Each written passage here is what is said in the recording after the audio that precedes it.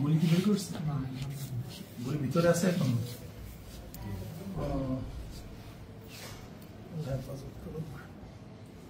কবে নাগাদ বের করবো? আগামী মঙ্গলবারে বলছে।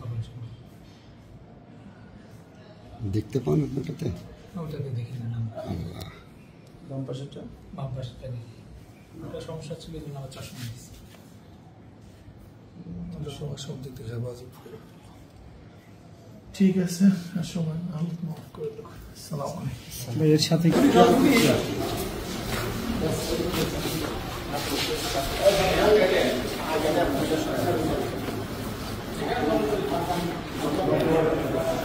সবাইকে সালাম। আল্লাহ সবাইকে হেফাজত করুন, সবাইকে হেফাজত করুন, সবাইকে হেফাজত করুন। সবার জন্য দোয়া চাচ্ছি এবং বিভিন্ন জায়গায়